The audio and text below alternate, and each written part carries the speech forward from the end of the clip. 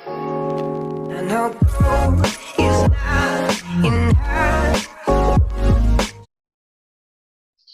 Hello friend, welcome to Trade Orbit. Friend, ମୁଁ already ଆପଣଙ୍କ ସହିତ ଗୋଟେ ଷ୍ଟ୍ରାଟେଜି ଡିସ୍କସନ୍ କରିଥିଲି ଯୋଉଟା କି ଡାଇଭରଜେନ୍ସ ଉପରେ ବେସ୍ ଥିଲା।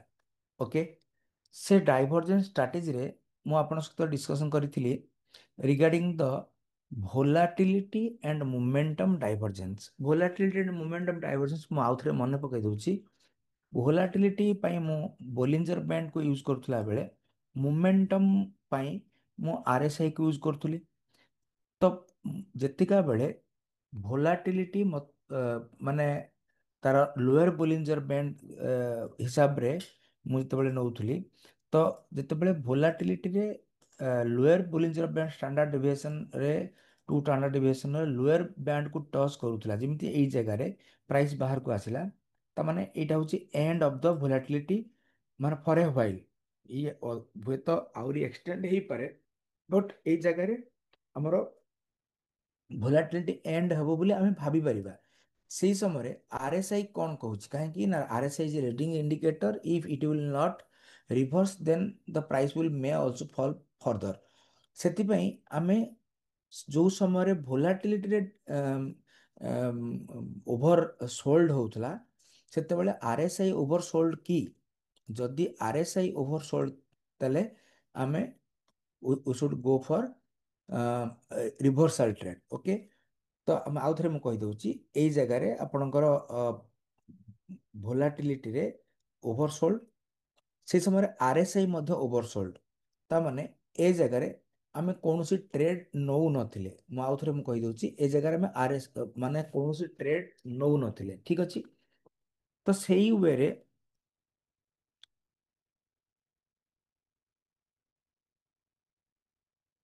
ମୁଁ ଟିକେ ଏଠି ଆର୍ଏସ୍ଆଇ ର ଓଭରସୋଲ୍ଡ ଆଣ୍ଡ ଓଭରବଟ୍ ଯୋଉ ଜୋନ୍ଟାକୁ 70-30 କରିଦେଉଛି, ତାକି ଏଇଟା ହେଉଛି ରାଇଟ୍ ଟ୍ରେଡ୍ ସେଟଅପ୍, ଯୋଉଟାକୁ ଅଲରେଡ଼ି ମୁଁ ଡିସ୍କସନ୍ ଆପଣଙ୍କ ସହିତ କରିଥିଲି।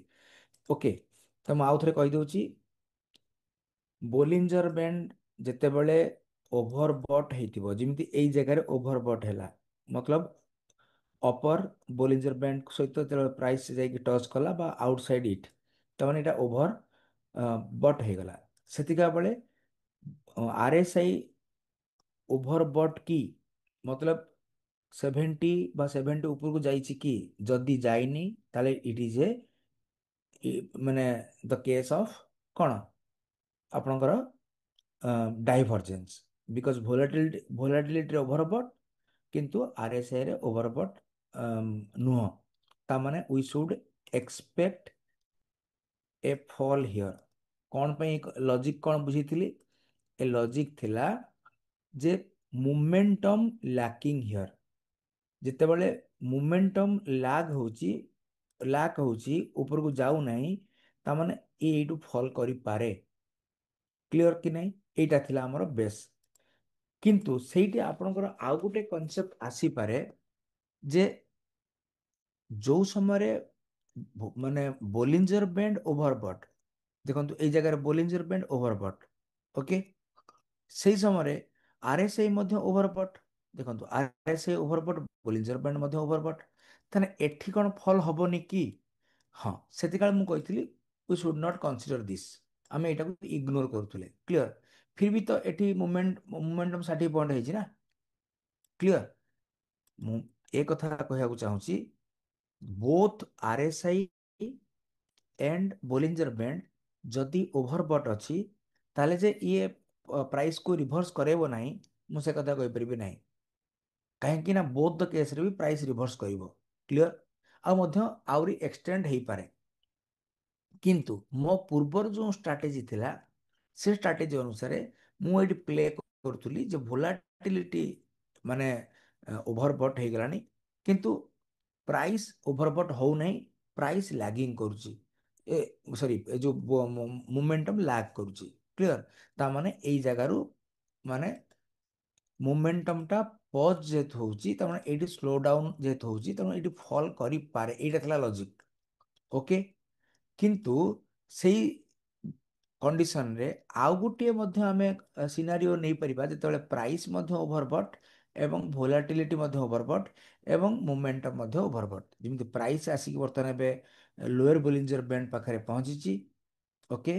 ଏବଂ ଆର୍ଏସ୍ଆଇ ମଧ୍ୟ ଆପଣଙ୍କର 30 ରେଞ୍ଜରେ ପହଞ୍ଚିଛି। ତ ଏଇଟାକୁ ଆମେ ଇଗ୍ନୋର କରୁଥିଲେ। ଏବେ ମୁଁ ଆଜି ଯେଉଁ ନୂଆ ଷ୍ଟ୍ରାଟେଜି ବତେଇବି ସେଥିରେ ପ୍ରାଇସ୍ର ପ୍ରାଇସ୍ ଓଭରସୋଲ୍ଡ, ଭୋଲାଟିଲିଟି ମଧ୍ୟ ଓଭରସୋଲ୍ଡ ଏବଂ ଆର୍ଏସ୍ଆଇ ମଧ୍ୟ ଓଭରସୋଲ୍ଡ, ଏ କଣ୍ଡିସନରେ ବି ଆମର ପ୍ରାଇସ୍ ବି ଏଠୁ ଟର୍ନ କରିଛି। ତ ଏଇଟାକୁ ଆମେ କେମିତି ଏଇ ପ୍ରକାର ମୋମେଣ୍ଟମକୁ ଏଇ ପ୍ରକାର ଡାଇଭରଜେନ୍ସକୁ ଆମେ କେମିତି ଅ, ପକଡ଼ିବା, ତ ସେ ଅନୁସାରେ ଆମେ କଥା ହେବା। ଓକେ।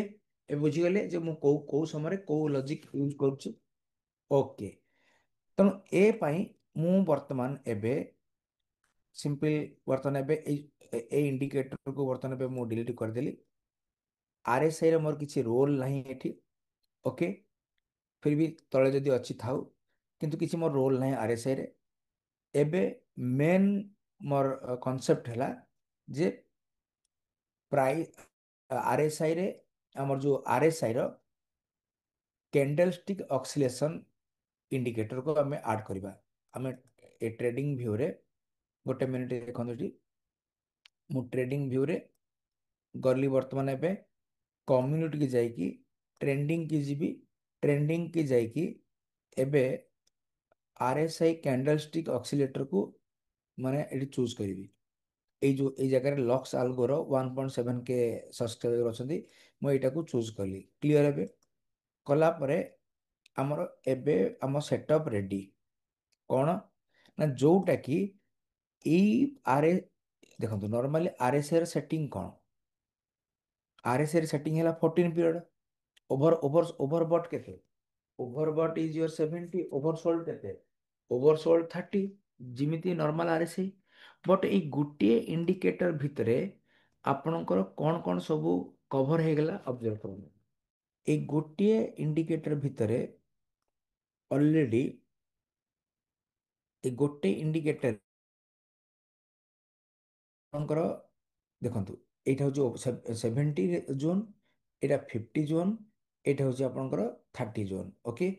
କିନ୍ତୁ instead of the line here we are observing the candlestick, ତାମାନେ କ୍ୟାଣ୍ଡେଲଷ୍ଟିକ୍ ଫର୍ମରେ ଆମେ ଏଠି ପାଇଗଲେ। ତାମାନେ ଗୋଟିଏ ଇଣ୍ଡିକେଟର ଭିତରେ ପ୍ରାଇସର ଡାଇଭରଜେନ୍ସ ଏବଂ ତା ସହିତ ଆର୍ଏସ୍ଆଇର ଡାଇଭରଜେନ୍ସ ଆମେ ଅବଜର୍ଭ କରିପାରିବା।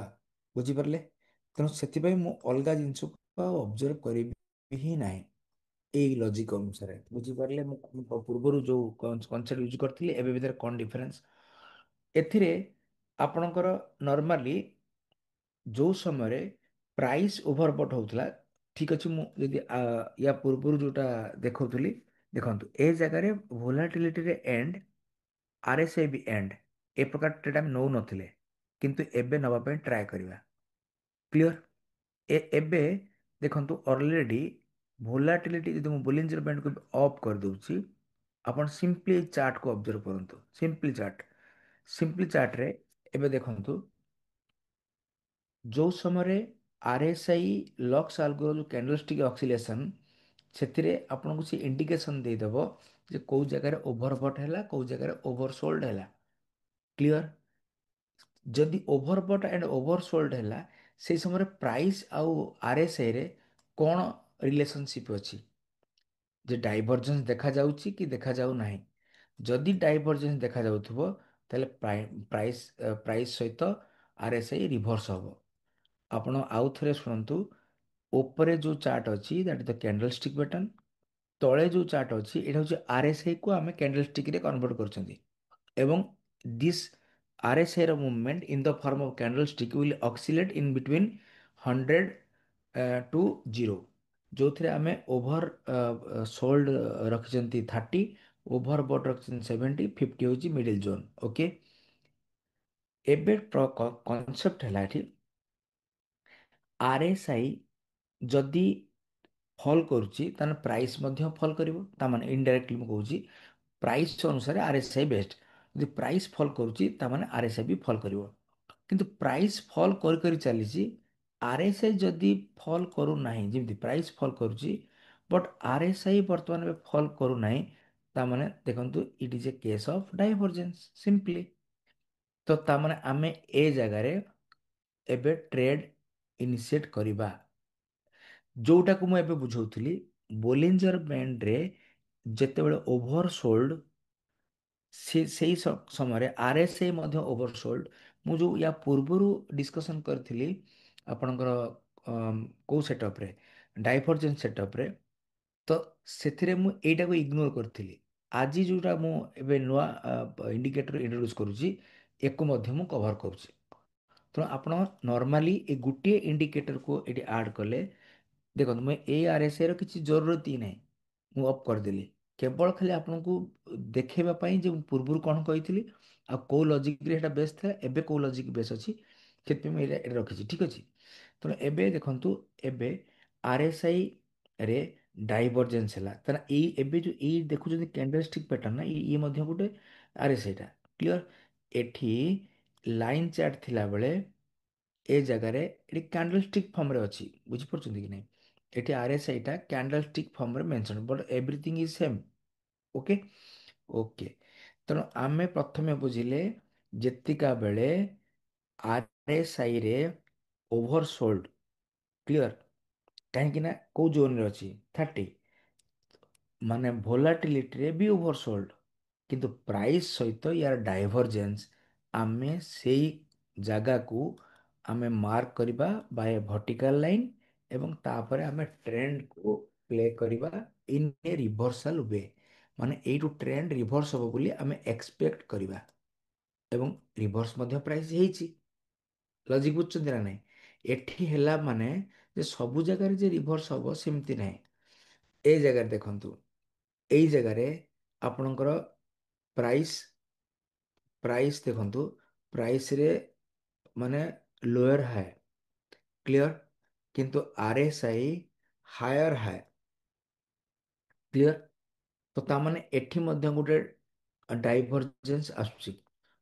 ତ ସୋ ଦ୍ୟାଟ୍ ଏବେ କ'ଣ ହେଲା, ପ୍ରାଇସ୍ ଡାଇଭରଜେନ୍ସ ଆସିଲା ମାନେ ଫଲ୍ କରିବ, ଫଲ୍ କଲା। ତ ଦିସ୍ ଇଜ୍ ଦ ସିନାରିଓ। ଏଥିରେ ଆପଣ ଆଉ କିଛି ଭାବିବାର ଆବଶ୍ୟକତା ନାହିଁ। ଗୋଟାକୁ ଆମେ ଟ୍ରେଡ୍ କରିବା କେମିତି, ସେଇଟା ହେଉଛି ଆମର କନସେପ୍ଟ। ତ ମୁଁ ଭାବୁଛି ଏବେ RSI ର ନର୍ମାଲ କନସେପ୍ଟକୁ ଆପଣ ବୁଝିଗଲେ ଯେ କ'ଣ କ'ଣ ମୁଁ RSI ରେ ଡାଇଭରଜେନ୍ସକୁ ମୁଁ ଏଠି ପ୍ଲେ କରୁଛି। କ୍ଲିୟର। ନେକ୍ସଟ, ଆଉ ଗୋଟେ ଡାଇଭରଜେନ୍ସକୁ ପ୍ଲେ କରିବା ପାଇଁ ମୁଁ ଏବେ ଏଇ RSI କୁ ଏବେ ଡିଲିଟ୍ କରିଦେଉଛି। ନହେଲେ ଆପଣ ଯଦି ଏବେ ଅଛି ତାହେଲେ ଥାଉ, ପରେ ଆପଣଙ୍କୁ ମୁଁ କମ୍ପାରିଜନ୍ କଲା ବେଳକୁ ବି ଆପଣଙ୍କୁ ଇଏ ହେଲ୍ପ ହବ। ମୁଁ ଏବେ ଆଉ ଗୋଟେ କଥା ଆପଣଙ୍କୁ ବୁଝାଉଛି, ଗୋଟେ ମିନିଟ୍ ଦେଖନ୍ତୁ। ଯେକୁ ଆମେ ଏକ୍ଜାକ୍ଟଲି ଆମେ ୟାକୁ ପ୍ଲେ କେମିତି କରିବା, କେମିତି ମାନେ ଏଇ ବେସ୍ରେ ଆମେ ଟ୍ରେଡ୍ କରିବା। କାହିଁକି ଆପଣ ତ କହିଲେ ଏଇ ଜାଗାରେ ତ ଡାଇଭରଜେନ୍ସ ହେଇଛି, ଆମେ ବାୟ କରିଦେବା। ନା, ମୁଁ ଆପଣଙ୍କୁ ଅଲରେଡି ବତେଇଛି, ଯେତିକା ବେଳେ ଆପଣ କୌଣସି ଗୋଟେ ଟ୍ରେଡ୍ ଇନିସିଏଟ୍ କରିବେ ନା, ସେତିକା ବେଳେ ଆପଣଙ୍କ ସିମ୍ପଲ ଲଜିକ୍ ହେଉଛି, 1 ମିନିଟ୍ ପ୍ଲିଜ୍, ଗୋଟେ ମିନିଟ୍, ସେଟିଂରେ ଟିକେ ଅସୁବିଧା ହେଉଛି, ଗୋଟେ ମିନିଟ୍।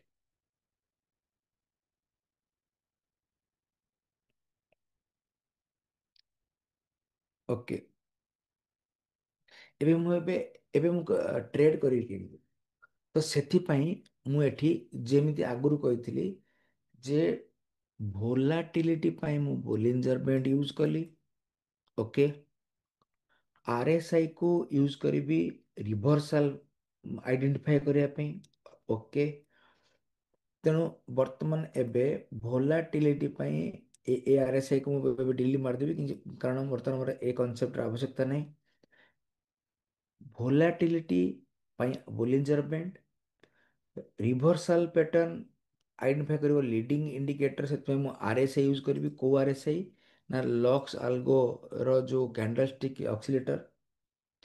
କିନ୍ତୁ ଟ୍ରେଣ୍ଡ ଚେଞ୍ଜ ହେଲା କି ନାହିଁ ତାକୁ ଅବଜର୍ଭ କରିବା ପାଇଁ ମୁଁ କୋଉ ୟୁଜ୍ କରୁଥିଲି ନର୍ମାଲି, ମୁଁ କହିଥିଲି ଆଇଦର ମୁଁ ୟୁଜ୍ କରିବି ମୁଭିଂ ଆଭରେଜ, ନହେଲେ ୟୁଜ୍ କରିବି ମ୍ୟାକଡି। ମୁଁ ଏବେ ଏଇ ଟ୍ରେଡ୍ ସେଟଅପ୍ରେ ମ୍ୟାକଡିକୁ ୟୁଜ୍ କରିବି। ମ୍ୟାକଡିର ସେଟିଂ କ'ଣ ରଖିବି ମ୍ୟାକଡିର ସରି ଗୋଟେ ମିନିଟ୍ ମ୍ୟାକଡିର ସେଟିଂ କ'ଣ ରଖିବି? ମ୍ୟାକଡିର ସେଟିଂ 1939 ଅଲରେଡ଼ି ମୁଁ ଏ ବିଷୟରେ ବି ଆଗରୁ କହିଛି। Fast length slow length and signal smoothing ଏଇ ହିସାବରେ ଆପଣଙ୍କୁ ଏଇ ସେଟଅପ୍ ଆଗରୁ ମଧ୍ୟ ବହୁତ ଥର କଥା ହେଇଛି। 1939 ବାସ୍। ଏବେ ଭଲ୍ୟୁମ ରେ ଏଇ ପ୍ରକାର ରିଭର୍ସାଲ ର ସାଇନ୍ ଆସିଛି କି ନାହିଁ ସେଥିପାଇଁ କ'ଣ ୟୁଜ୍ କରିବି ନା ମୁଭିଂ ଆଭରେଜ ଓବିବି ଏସ୍ଏମ୍ଏ କ୍ଲଚର। ବାସ୍ ଏତିକି ମାତ୍ର ହେଉଛି ମୋର ଟ୍ରେଡ୍ ସେଟଅପ୍, ଆଉ କିଛି ନାହିଁ। ତ ସେଇ ହିସାବରେ ବର୍ତ୍ତମାନ ଏବେ ମୁଁ ଟ୍ରେଡ୍ କେମିତି ଇନିସିଏଟ୍ କରିବି ମୁଁ କଥା ହେବି। ଆପ- ଆପଣ କହିବେ ନର୍ମାଲି ତ କେବଳ ଯଦି ଆପଣ ଏଇଟାକୁ ଦେଖିବେ, ଯେମିତି ଏଇ ଜାଗାରେ ଡାଇଭରଜେନ୍ସ ଆସିଛି। ଦେଖନ୍ତୁ ଆପଣଙ୍କର ଡାଇଭରଜେନ୍ସ କୋଉ ଜାଗାରେ ଦେଖଉଛି ନା ଡାଇଭରଜେନ୍ସ ଝିଅ। ଯଦି ଏଇ ଜାଗାରେ ଡାଇଭରଜେନ୍ସ ଦେଖଉଛି, ଆପଣ ଡାଇଭରଜେନ୍ସ ହିସାବରେ ତ ଏଇ ସମୟରେ ତ ପ୍ଲେ କରିପାରିବେ। ତ ପୁଣି ଅଦର ଇଣ୍ଡିକେଟର ଆବଶ୍ୟକତା କ'ଣ ଅଛି? କ୍ଲିଅର? କିନ୍ତୁ ମୁଁ ଅଲରେଡି ବୁଝେଇଥିଲି, ଆପଣ ଗୋଟିଏ ମାତ୍ର ଇଣ୍ଡିକେଟରକୁ ଅବଜର୍ଭ କରିକି ଟ୍ରେଡ୍ ଇନିସିଏଟ୍ କରିବାଟା ମୂର୍ଖାମି ସବୁବେଳେ। କାହିଁକିନା ଆପଣଙ୍କୁ ଏକ୍ସଟ୍ରା ଏଜ୍ ର ଆବଶ୍ୟକତା ଅଛି। ଯେତେବେଳେ ଆପଣଙ୍କ ରିଏଲ ମନି ଏଠି ଇମ୍ପ୍ଲିମେଣ୍ଟ ହଉଛି ନା, ତ ଏକ୍ସଟ୍ରା ଏଜ୍ ର ଆବଶ୍ୟକତା ଅଛି। ଯଦିଓ ଆପଣ ଦେଖିବେ ଏଇ ଜାଗାରେ ଡାଇଭରଜେନ୍ସ ହେଇଛି, ମାନେ ଆରଏସ୍ ମାନେ ଭୋଲାଟିଲିଟିରେ ଲାଷ୍ଟ ଏଣ୍ଡକୁ ଓଭର ଓଭର ସୋଲ୍ଡ ଏବଂ ପ୍ରାଇସରେ ମଧ୍ୟ ଲୋୟର ଲୋ, କିନ୍ତୁ ଏପଟରେ ଆରଏସ୍ଆଇରେ ଏଠି ହାୟର ଲୋ ଡାଇଭରଜେନ୍ସ। ତ ଆମେ ଏଇଠି ପ୍ଲେ କରିପାରିବା ଯେ ଆମେ ଏଇଠୁ ରିଭର୍ସାଲ ଆସିପାରେ। କାହିଁକି ନା ଭୋଲାଟିଲିଟି, ତାପରେ ମୁଁ କ'ଣ ଆଡ୍ କଲି ନା ଆରଏସ୍ଆଇ ଡାଇଭରଜେନ୍ସ, ସୋ ଦ୍ୟାଟ୍ ଏଇଠୁ ରିଭର୍ସ ହେଇପାରେ। ବଟ୍ କନଫର୍ମ ମୋତେ କିଏ କରିବ? ମୁଁ ବାରମ୍ବାର କହିଛି କନଫର୍ମେସନ ଦବ ଲାଗିଂ ଇଣ୍ଡିକେଟର। ଲାଗିଂ ଇଣ୍ଡିକେଟର ଆପଣ ମୁଭିଂ ଆଭରେଜ ହେଇପାରେ, ନହେଲେ ଏମଏସିଡି ନେଇପାରନ୍ତି। ତେଣୁ ମୁଁ ଏବେ ତାକୁ ନେବି ଏମଏସିଡି। ଏମଏସିଡିରେ କ'ଣ ନା ଯେତେବେଳେ MACD line cross over the signal line, it is a right time for the reversal. ଏଇ ଜାଗାରେ ଆପଣଙ୍କୁ ଇଏ ରିଭର୍ସାଲର ସାଇନ୍ ଦେଲା। କ୍ଲିଅର? ଆପଣ ଏବେ ଏଣ୍ଟ୍ରି କରିପାରିବେ ଏଇ ଜାଗାରେ। ଦେଖନ୍ତୁ ଯୋଉଠି ରେଡ୍ କ୍ୟାଣ୍ଡେଲ ନା, ସେ ଜାଗାରେ ମଧ୍ୟ ଏଠି ରିଭର୍ସାଲ ସାଇନ୍ ଦେଲା ଏଇ ଜାଗାରେ। କ୍ଲିଅର?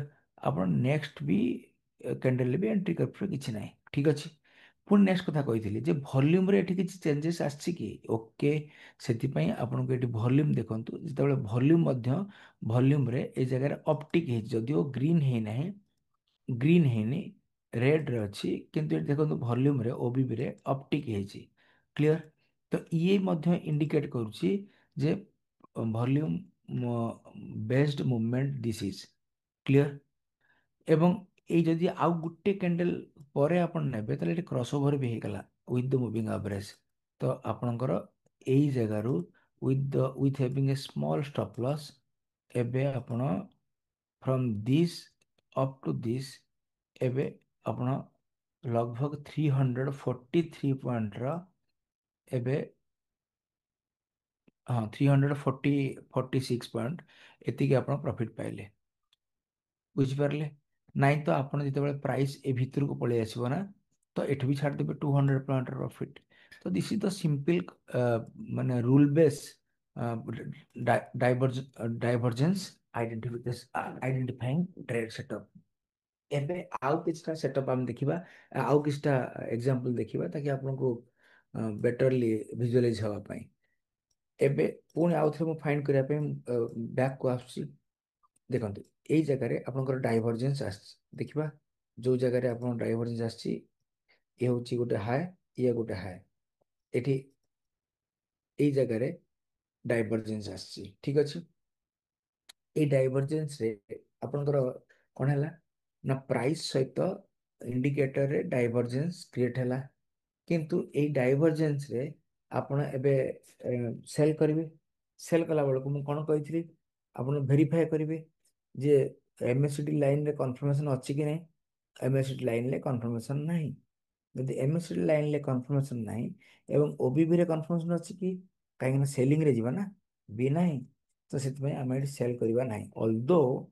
ଅଲଦୋ ଏଠି ପ୍ରାଇସ୍ ମଧ୍ୟ ଫଲ୍ କଲା from this up to this, clear, लगभग 400 समथिंग पॉइंट, 435 पॉइंट, फिर भी आमे ए ट्रेड इनिशिएट करबा नाही, बिकॉज इते मु कहितली जे रूल बेस रे जिबे आपण, काहे कि एठी जिमिति डाइवर्जन देखेला, इन द सेम वे एठी मध्ये डाइवर्जन देखेला, जेतेबेले एठी डाइवर्जन देखेला एटा बुलिश डाइवर्जेंस, जेतेबेले बुलिश डाइवर्जन देखेला आपण पुनी चेक करिवे, जेतेबेले बुलिश डाइवर्जन देखौची सेतिका बेले आपण बाय रे जिबे, कि चेक करिवे एठी अवस्था कोन अछि, OBB increasing या decreasing, देखंतु OBB here decreasing, OBB रे decreasing, एवं एटी रेड भी अच्छी, क्लियर, एटी रेड अच्छी OBB रे एवं decreasing। तापरे what's about the MACD line, eighty MACD देखंतु क्रॉस बिलो, तने आपण बाय करिवे ना सेल करिवे, ମୁଁ ଏଠି नो ट्रेड जोन କିଛି ट्रेड ନେବି ହିଁ ନାହିଁ, କ୍ଲିयर, ସେଥିପାଇଁ ଆପଣ ଏଟା ମଧ୍ୟ ଇଗ୍ନୋର କରିବେ। ତେଣୁ ଦେଖନ୍ତୁ ମୁଁ ଯୋଉ 4 ପ୍ରକାରର ट्रेड सेटअप ମୁଁ କାହିଁକି ବାରମ୍ବାର କହେ, ଆପଣଙ୍କ ट्रेड सेटअपଟା ପୁରା ପରଫେକ୍ଟଲି ହେବା ଦରକାର, ତାକି ରୁଲ ବେସ୍, ନହେଲେ ଆପଣ ଏଇଭଳି ଆହୁଷରେ ଆପଣ ବଞ୍ଚି ପାରିବେ। ଏବେ ନେକ୍ସଟ ଅବଜର୍ଭ କରନ୍ତୁ, ବ୍ୟାକ୍ କୁ ଆସିବା, ଆଉ କିଛି ट्रेड सेटअप ଦେଖିବା। ହଁ, ଏଇ ଜାଗାରେ ଦେଖନ୍ତୁ, ଏଇ ଜାଗାରେ ଆପଣଙ୍କର ଗୋଟେ डाइवर्जेंस अच्छी बोली इंडिकेट करते प्रकृति। इन द सेम टाइम आपनकर RSI रे मध्य ये होची हायर हाई, ये होची लोअर हाई, तो डाइवर्जेंस अच्छी, तो एबे इसे हम सेल करिवा, तो सेल करिया पे हम कोन करबी, कंफर्मेशन देबी, कंफर्मेशन कोड नेबी ना, जेतेबेले RSI रे क्रॉस दबो, RSI रे क्रॉस कोड देला, RSI रे क्रॉस 8 देला, ताने सेतिका बेले OBB डिक्लाइनिंग और not, yes OBB declining, red अछि ना ग्रीन अछि, एबे रेड अछि, तमने एबे आपण सेल करि परिबे। ओके, तो आपण ए जगह रु सेल कले, एबे आपण पाखापाखि 200 पॉइंट नहीं तो 270 पॉइंट, तो आपण प्रॉफिट पाइले। जो माने देखंतु कोउ जगह रे 400 पॉइंट हम लॉस कले, बट रूल बेस हवा दरकार, काहे कि पोजीशन टा थरे नै गला परे आपण को आउ ता पर एनालिसिस रे कुछ मान नै, ओवर एनालिसिस पैरालिसिस नो अधिक एनालिसिस रे कोन माने, ता पूर्व के एनालिसिस करबनी बिफोर टेकिंग द ट्रेड। ସେଥିପାଇଁ ମୁଁ ସେଥିପାଇଁ କହିଲି ହୁଏତ ବହୁତ ଲାଭ ହେଇପାରେ, ଦ୍ୟାଟ୍ ଡଜଣ୍ଟ ମିନ୍ ଯେ ଆପଣ ସବୁରେ ଆପଣ ଏଣ୍ଟ୍ରି କରିବେ। ଏଠି ଦେଖନ୍ତୁ ଡାଇଭରଜେନ୍ସ ଦେଖେଇଛି, ବାଇଂ ପାଇଁ ନବା କି ନାହିଁ ଚିନ୍ତା କରିବା। ଦେଖନ୍ତୁ ଏଠି ବୁଲିଶ ଡାଇଭରଜେନ୍ସ, ବୁଲିଶ ଡାଇଭରଜେନ୍ସ କଣ ଅବଜର୍ଭ କରିବି ନା ଆମର MACD କଣ କହୁଛି ନା MACD ଲାଇନ ବର୍ତ୍ତମାନ ଏବେ ଆପଣଙ୍କର ସେଲିଂ ଦେଖଉଛି, ତ ଏବଂ OBB କଣ ଦେଖଉଛି, OBB ବିଲୋ, ଫିର ବି ଏଠି OBB ଅନୁସାରେ ଏଠି ମଧ୍ୟ अपवर्ड लिफ्टिंग होची, फिर भी आमे एथे एंट्री करबा नाही, ऑल्दो एति गोटे मूवमेंट एठी आमे लूज करले, पाखापाखि 300 पॉइंट रो मूवमेंट आमे लूज करले, क्लियर। तो this is all about the facts. तो ये अनुसार आमे ट्रेड सेटअप एठी मध्ये आमे ऑब्जर्व करले। नेक्स्ट आमे देखिबा आउ एटा आउ अपॉर्चुनिटी हमको कोड मिली छि कि जीवा ए जगह देखंतु, एठी मध्ये गोटे डाइवर्जेंस आपनको देखा गला, हियर अनदर डाइवर्जेंस ऑब्जर्व। ए जो डाइवर्जेंस अपन देखले, एटी डाइवर्जेंस पे MACD रे ए डाइवर्जेंस अछि कि, यस, क्रॉस क्रॉस बिलो, तो ठीक अछि, OBB तळे, एबे अपन एटी पोजीशन नै पारंती, तो ए जगह रे पोजीशन नेले अपन पाखापाखि 390 पॉइंट र फल अपन एटी ऑब्जर्व कले। ओके, से बेले आउर देखंतु ए जगह रे मध्य एटी डाइवर्जेंस देखेला, ए जगह देखंतु एटा की डाइवर्जेंस ना, एठी आपनकर देखौची बियरिश डाइवर्जेंस, त माने फॉल मार्केट हो बोली अदुर प्रेडिक्ट, किंतु देखंतु ए जगह जदि आपण एटी फॉल करथाते आपण अकाउंट्स को आए केडे बड़ बिग मूव अप मूव, किंतु आपण को एठी MACD कोन कहूची, बुलिश ना बियरिश, बुलिश, तो हम सेल करिवे ना अवॉइड करिवे, अवॉइड करिवे, तो दिस इज द फैक्ट। ସେଥିପାଇଁ ଏଟା ମଧ୍ୟ ଆମେ ଗୋଟେ ବଡ଼ ଲସ୍ ମଧ୍ୟ ବଞ୍ଚିଗଲେ। ए जगह ମଧ୍ୟ ଗୋଟେ बियरिश डाइवर्जेंस अछि, आपण रूल कोन कहूची चेक करबा, रूल जदि ऑब्जर्व करिवे आपण देखिबे MACD रे कोन अछि, MACD रे बुलिश, क्लियर, एठी OBB ମଧ୍ୟ बुलिश, तो एडा बड़ फॉल्ट हैला, बेबी आमे एटा को प्ले करबा नाही, क्लियर, ए जगह रे प्ले करबा नाही, बुझि परले। तो ये मध्य যদিও প্রফিট ହେଇଥାନ୍ତା 300 something point, but we will ignore this concept because our rule base clear। ତ ଏବେ ପୁଣି ଦେଖିବା ଆଉ କୋଉ ଡାଇଭରଜେନ୍ସ ଦେଖାଯାଇଛି କି ନାହିଁ। ଓକେ, ଏଇ ଜାଗାରେ ଗୋଟେ ଡାଇଭରଜେନ୍ସ ଦେଖାଯାଇଛି। ଦେଖିବା ଏଠି ଗୋଟେ ଡାଇଭରଜେନ୍ସ ଦେଖାହେଲା, ବିୟରିଶ ଡାଇଭରଜେନ୍ସ। କଣ ହେଇଛି? ବୁଲିଶ କ୍ଲିୟର। ଓବିବି କଣ ଗ୍ରୀନ ଅଛି ଏବଂ ବୁଲିଶ। ତାମାନେ ଯଦି ଏଠି ଆମେ ସେଲ୍ କରିଥାନ୍ତେ ମୋ ଷ୍ଟପ୍ ଲସ୍ ସିଓର ଥିଲା। ମୁଁ ବଞ୍ଚେଇଲା କିଏ? ମୋ trading setup. So this is the simple concept of divergence. In the same way, ଏଠି ମଧ୍ୟ ଗୋଟେ ଡାଇଭରଜେନ୍ସ ଅଛି। ଦେଖିବା ରୁଲ ବେସ୍ ଅନୁସାରେ ଏଇ ଜାଗାରେ ବୁଲିଶ, ଏଠି ସେଲ୍ କରିବା ନା ସେଲ୍ କରିବାନି? ଦେଖନ୍ତୁ ଏଇ ଜାଗାରେ ବୁଲି ଅଛି ନା ନାହିଁ, ସେଲ୍ କରିବା କି କରିବାନି? କରିବାନି। ସେଥିପାଇଁ ଆମେ ଇଗ୍ନୋର କରିବା। ତ ଦେଖନ୍ତୁ ରୁଲ ବେସ୍ ହେଲେ ଆମକୁ କେତେ ଜାଗାରେ ଆମକୁ ସେଭ୍ କରୁଛି। ଅବଜର୍ଭ କରନ୍ତୁ ଏ ପର୍ଯ୍ୟନ୍ତ ମଧ୍ୟ ଲସ୍ ଟ୍ରେଡ୍ କିଛି ଗୋଟେ ନାହିଁ। ଏଠି ଦେଖନ୍ତୁ ବିୟରିଶ ଡାଇଭରଜେନ୍ସ। ଓକେ, ବିୟରିଶ ଡାଇଭରଜେନ୍ସ ଆପଣ ଆଇଥର ଏଠୁ ଟଚ୍ କରିବେ ନାହିଁ ସେ ଜାଗାରେ। ଯଦି ଏଇ ଜାଗାରେ ଆମେ ଦେଖିବା ହ୍ୱାଟ୍ସ ଏବାଉଟ୍ ଦ ଏମଏସିଡି, ଦେଖନ୍ତୁ ଏଇ ଜାଗାରେ ଆପଣ ଡାଇଭରଜେନ୍ସ ହେଲା, ଏମଏସିଡି ଲାଇନ୍ ବିକମ୍ ଟର୍ନ ରେଡ୍ ଅର୍ କ୍ରସ୍ ବିଲୋ ଏଇ ଜାଗାରେ। ତ ଆପଣ ଏଠି ଏଣ୍ଟ୍ରି କରିବେ। ଯଦି ଏଇ ଜାଗାରେ ଏଣ୍ଟ୍ରି କଲେ ତ ଆପଣଙ୍କର ଟାର୍ଗେଟ ଇଜ 283 ପଏଣ୍ଟ। କ୍ଲିୟର। ତ ସେମ୍ କନସେପ୍ଟ ଏବେ ଅବଜର୍ଭ କରନ୍ତୁ ଆଉ କିଛି ଅଛି ନା ନାହିଁ। ଏଇଟା ବୁଲିଶ ଡାଇଭରଜେନ୍ସ। ଦେଖିବା ଏ ବୁଲିଶ ଡାଇଭରଜେନ୍ସ ଆମକୁ ଲସ୍ ଦେଇଛି ନା ଲାଭ ଦେଇଛି? ଫାର୍ଷ୍ଟ ବୁଲିଶ ଡାଇଭରଜେନ୍ସ ଆଉ again this is the second bullish divergence. ଦେଖନ୍ତୁ ବୁଲିଶ ଡାଇଭରଜେନ୍ସ ଆମେ ବାୟ କରିବା, କିନ୍ତୁ ବାୟ କାହିଁକି କରିବାନି? ବିକଜ ଏମଏସିଡି ତଳେ, ଓବିବି ତଳେ ଆମକୁ ହେଲ୍ପ କଲା ଲସ୍ ନହବାରୁ। ଏଇ ଜାଗାରେ ବୁଲିଶ ଡାଇଭରଜେନ୍ସ ଦେଖନ୍ତୁ ଏଠି କ୍ରସ୍ ବିଲୋ, ଆମେ ନବାନି।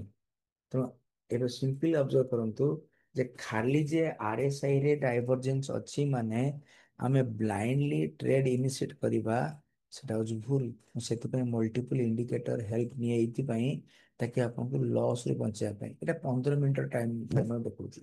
ଯଦି ଆପଣ ଏଠି ଡେଲିରେ ଦେଖେଇବେ ତାହେଲେ ତ ଆହୁରି ସ୍ମୁଥଲି ଆପଣ ଇଜିଲି ଅବଜର୍ଭ କରିପାରିବେ ଯେ କୋଉ ଜାଗାରେ ଟ୍ରେଡ୍ ହବ କି ହବନି। ଏଇ ଜାଗାରେ ବୁଲିଶ ଡାଇଭରଜେନ୍ସ ଆପଣ ଦେଖିଲେ, ଯଦି ବୁଲିଶ ଡାଇଭରଜେନ୍ସ ଦେଖିଲେ ଏଠି ଆପଣ ଏଣ୍ଟ୍ରି କରିଯିବେ। କିନ୍ତୁ ଦେଖନ୍ତୁ ତାପରେ ଏଠି ଏମଏସିଡି କଣ ଅଛି? ବିଲୋ। ଓବିବି କଣ ଅଛି? ବିଲୋ। ତ ଯଦି ଆପଣ ଏଇ ଜାଗାରେ ଏଣ୍ଟ୍ରି କରିଥାନ୍ତେ ଦେନ୍ ଆଫ୍ଟର ଏଇ ଜାଗାରେ ଆପଣଙ୍କ ଲସ୍ ହେଇଥାନ୍ତା। କ୍ଲିୟର କି ନାହିଁ? ତ କେତେବେଳେ ତାହେଲେ ଏଣ୍ଟ୍ରି କରିବେ? ଏବେ ଆନ୍ସର ଯେତେବେଳେ ଏମଏସିଡି କ୍ରସ୍ କରିବ। ଡାଇଭରଜେନ୍ସ ହେଇଛି ମାନେ ତ ଅବଭିୟସଲି ମାନେ ପ୍ରାଇସ୍ ରିଭର୍ସ କରିବ କେତେବେଳେ? ଏମଏସିଡି କ୍ରସ୍। ତେଣୁ ଏମଏସିଡି ଯେତେବେଳେ ବୁଲିଶ ଦେଲା ତ ଆପଣ ଏଠି ଏଣ୍ଟ୍ରି କଲେ। ତେଣୁ ଏଇ ପାଖରୁ এই পর্যন্ত যে মুভমেন্ট ଆପଣ ଏନ୍ଜୟ କଲେ लगभग 865 ପଏଣ୍ଟସ୍। ତ this is the simple logic. ଯଦି ଆପଣ ସେଇ ଏଇଠି ଦେଖିବେ ଏଠି ମଧ୍ୟ ଗୋଟେ ବିୟରିଶ ଡାଇଭରଜେନ୍ସ ଥିଲା ଏଇ ଜାଗାରେ। এই ବିୟରିଶ ଡାଇଭରଜେନ୍ସ ରେ ଏଠି ଅବଜର୍ଭ କରିବା ଆମେ ସେଲ୍ କରିବା କି ନାହିଁ? ଏମଏସିଡି ମନା କରୁଛି ଆମେ ସେଲ୍ କରିବା ନାହିଁ। ଓବିବି କିନ୍ତୁ କହୁଛି ହଁ, କିନ୍ତୁ ଏମଏସିଡି ମନା କରୁଛି ଆମେ ନେବା ହିଁ ନାହିଁ। କିନ୍ତୁ ଯଦି ଆପଣ ଆଗ୍ରେସିଭ ହେଇକି ନେବାକୁ ଚାହିଁବେ ତାହେଲେ ଏଠି କୋଉ ହିସାବରେ ନେବେ ନା ଏମଏସିଡି ର ହିଷ୍ଟୋଗ୍ରାମ ଦେଖନ୍ତୁ ଫେଲ୍ଡ ହେଇଛି। ଓକେ, ବଟ୍ ମୁଁ ତାକୁ ନେବି ହିଁ ନାହିଁ ଯାହା ବି ହଉ। ତ this is all about the concept. ଏଠି ଦେଖନ୍ତୁ ବୁଲିଶ ଡାଇଭରଜେନ୍ସ, ଦେଖନ୍ତୁ ବୁଲିଶ ଡାଇଭରଜେନ୍ସ ଏଇ ଜାଗାରେ ହେଲା। ଏବେ ଦେଖିବା ଏଇ ଜାଗାରେ ଆମେ ଏଣ୍ଟ୍ରି କରିବା ଆନ୍ସର ନା, କିନ୍ତୁ ଏଇ ଜାଗାରେ ପ୍ରାଇସ୍ ମାନେ ଓବିବି ଇନକ୍ରିଜିଂ ଏବଂ ଏମଏସିଡି ର କ୍ରସ୍ ଓଭର ଦେଲା କୋଉଠି? MACD cross over start from here. এই ଜାଗାରେ କ୍ରସ୍ ଓଭର ଦେଲା। ଆପଣ ଆପଣଙ୍କୁ ଏଣ୍ଟ୍ରି ମିଳିଲା ଏ ଜାଗାରୁ लगभग 1600 ମାନେ 1645 ପଏଣ୍ଟସ୍ ର ପ୍ରଫିଟ୍, 7% ପ୍ରଫିଟ୍ ଲାଷ୍ଟ ଟାଇମ୍। ତ ଏଇଟା ହଉଛି ଆପଣଙ୍କର ସିମ୍ପଲ ୱେ ଅଫ୍ ଡାଇଭରଜେନ୍ସ ଟ୍ରେଡିଂ। ମୁଁ ଆପଣଙ୍କୁ କହିଲି ଡାଇଭରଜେନ୍ସ ର ଦିଟା ୱେରେ ଆପଣ ଟ୍ରେଡ୍ କରିବେ। ଗୋଟେ ଭୋଲାଟିଲ ସହିତ ମୋମେଣ୍ଟମ ଆରଏସ୍ଆଇ ଏଣ୍ଡ ବୋଲିଂ ବ୍ୟାଣ୍ଡ କହିଥିଲି, ଏବଂ ଆଉ ଗୋଟେ ମୁଁ କହିଲି ଯେ ପ୍ରାଇସ୍ ସହିତ ଆରଏସ୍ଆଇ ର ଡାଇଭରଜେନ୍ସ ୱିଥ୍ ଭୋଲାଟିଲିଟି। ଓକେ, ତାକୁ ମୁଁ କନଫର୍ମ କରିବା ପାଇଁ ଆଉ ଦୁଇଟା ଆଡ୍ କରିଥିଲି। ଗୋଟେ ହଉଛି ମୋମେଣ୍ଟମ, ସରି ଗୋଟେ ହଉଛି ଟ୍ରେଣ୍ଡ ଆଇଡେଣ୍ଟିଫିକେସନ, ସେକେଣ୍ଡ ହଉଛି ଆପଣଙ୍କର ଓବିଭି। ଓକେ, ଆଇ ଥିଙ୍କ ଏଇଟା ଆପଣଙ୍କୁ ଭଲ ଲାଗିବ ଏଇ ଯୋଉ ନୂଆ ଟ୍ରେଡିଂ ଷ୍ଟ୍ରାଟେଜି। ବିକଜ ଆପଣ ନିଜେ ବ୍ୟାକ୍ ଟେଷ୍ଟ କରୁଥିବେ, ଆପଣ ଜାଣୁଥିବେ ଯେ ଆରେ ଏଇଟା ତ ଏଇଠି ଡାଇଭରଜେନ୍ସ ହେଇଥିଲା, ତ କାହିଁକି ପ୍ରଫିଟେବଲ ହେଲାନି, କାହିଁକି ଷ୍ଟପ୍ ଲସ୍ ହେଲା? ତା ରିଜନ ହେଲା ଆପଣ ଅଲଗା ଇଣ୍ଡିକେଟରକୁ ଆଡ୍ କରିବା ଆବଶ୍ୟକତା ଅଛି। ବିକଜ ବୁଝିବା ଦରକାର ଯେ ବୋଲିଞ୍ଜର କଣ କହେ, ବୁଝିବା ଦରକାର ମୁଭମେଣ୍ଟମ ରେ ମୁଭମେଣ୍ଟମର ତାପରେ ଟ୍ରେଣ୍ଡ କୁ କିଏ ଆଇଡେଣ୍ଟିଫାଇ କରିବେ, ତାପରେ ଭଲ୍ୟୁମ ସପୋର୍ଟେଡ ମାନେ ମୁଭମେଣ୍ଟ ନା without volume it is moving off. ତ ଏ ସବୁକୁ ଯେତେବେଳେ ଆମେ ମିଶେଇ ଦେବା ନା, ତାହେଲେ it is a complete trade setup for us. Okay, I think it is now clear to all of you. ତେଣୁ ଯଦି ଭଲ ଲାଗିଥିବ ଆପଣ ଲାଇକ୍ କରିବେ, ଯଦି ବୁଝିବାର କିଛି ଅସୁବିଧା ଥିବ ଆପଣ କମେଣ୍ଟ ଲେଖନ୍ତୁ, ତ ମୁଁ ନେକ୍ସଟ ଭିଡ଼ିଓରେ ଆପଣଙ୍କୁ ଏକ୍ସପ୍ଲେନ କରିଦେବି। ଓକେ, ତ ଆପଣ ବ୍ୟାକ୍ ଟେଷ୍ଟ କରନ୍ତୁ, ପେପର ଟ୍ରେଡ୍ କରନ୍ତୁ ମିନିମମ୍ 3 months, ଦେନ୍ ଆଫ୍ଟର ଆପଣଙ୍କୁ ସୁଇଟେବଲ୍ ଲାଗିଲା, ପ୍ରଫିଟେବଲ୍ ହେଲା, ବ୍ୟାକ୍ ଟେଷ୍ଟିଂ ଆଣ୍ଡ ପେପର ଟ୍ରେଡିଂରେ ଆପଣ ରିଏଲ ମନି ଲଗେଇ ପାରିବେ। Okay, thank you, happy trading.